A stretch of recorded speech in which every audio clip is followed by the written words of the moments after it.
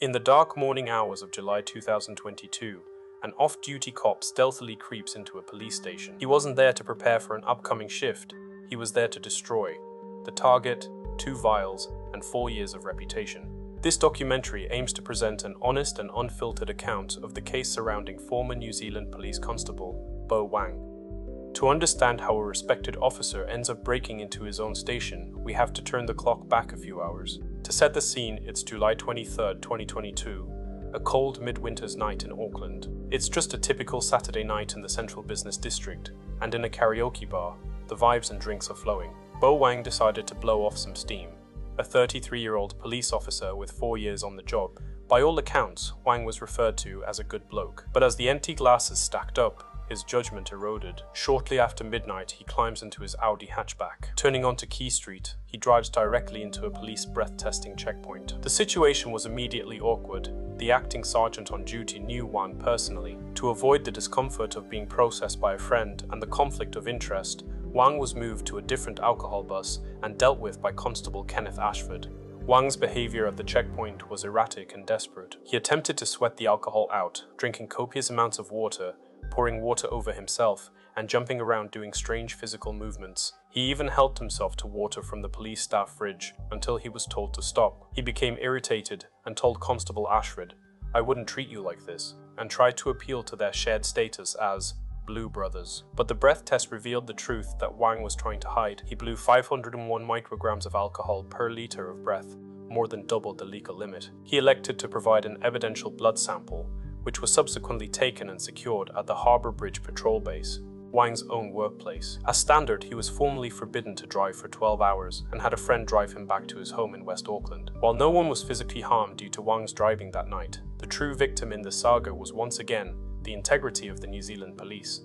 Back at his home in West Auckland, panic set in, knowing that a drink-driving conviction would likely end his police career. However, he also had an advantage. Drawing on his intimate insider knowledge of the base's layout and exactly where the blood samples were kept, he hatched a plan to destroy the evidence. Ignoring the 12-hour driving ban he had just received, Wang got back into his own car and drove toward the North Shore base.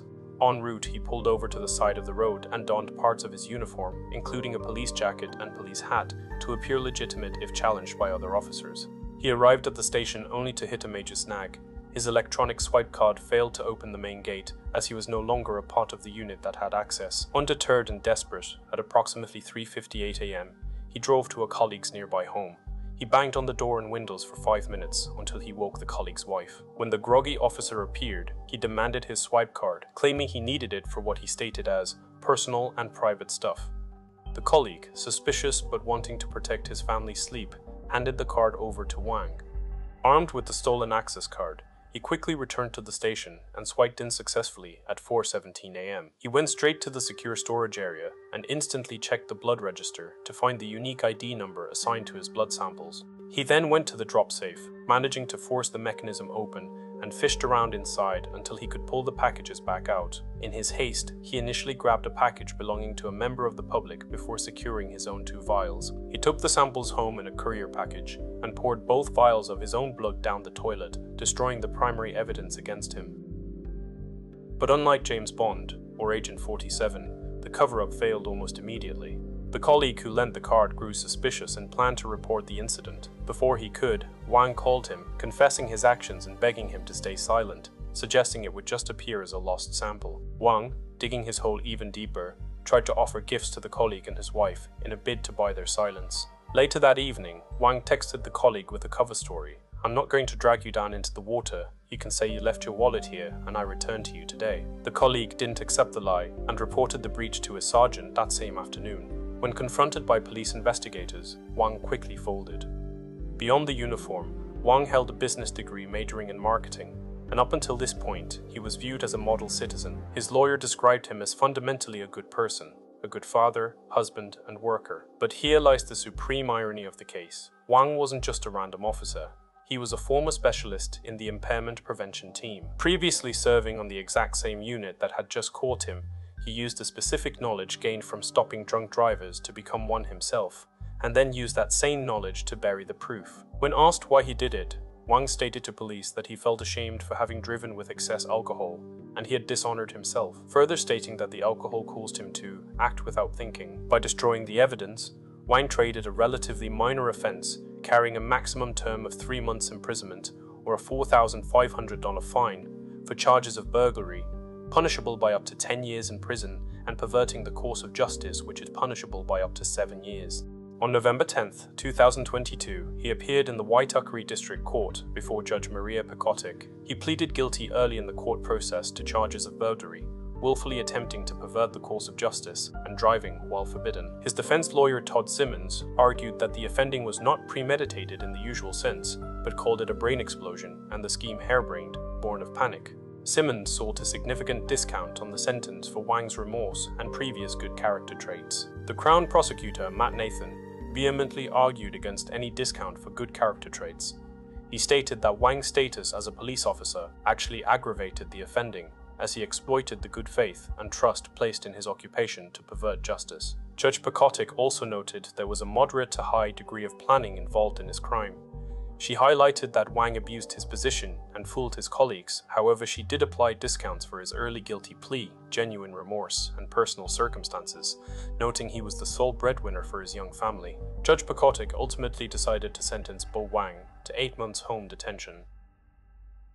The consequences of that night were absolute for Wang's career in law enforcement. He resigned from the New Zealand police before sentencing and has since found work in another industry.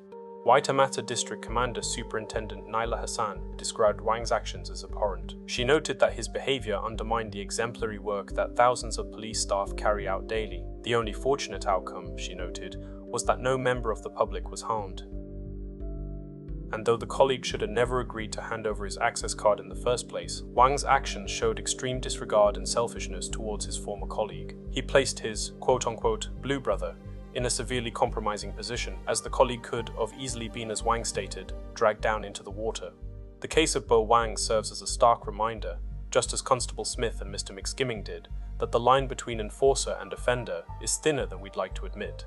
For some, pressure can make diamonds, while for others that same pressure leaves rubble in its wake. It proves that even the most honest people, badge or no badge, have just as much immunity as anyone else to the inhibition-lowering effects of a few too many bevs. What are your thoughts on the final outcome? Was the sentencing fair considering Wang's past history as a model citizen? Or do you agree with Crown Prosecutor Matt Nathan's perspective that his position of power made the offending that much worse, and ultimately he should have received a harsher penalty? Share your perspectives in the comments below. If you found this documentary informative, please consider liking this video and subscribing for more in-depth explorations of often overlooked, lesser-known stories. Who else would you like to see us detail next? Your engagement helps us continue to shed light on otherwise unheard narratives.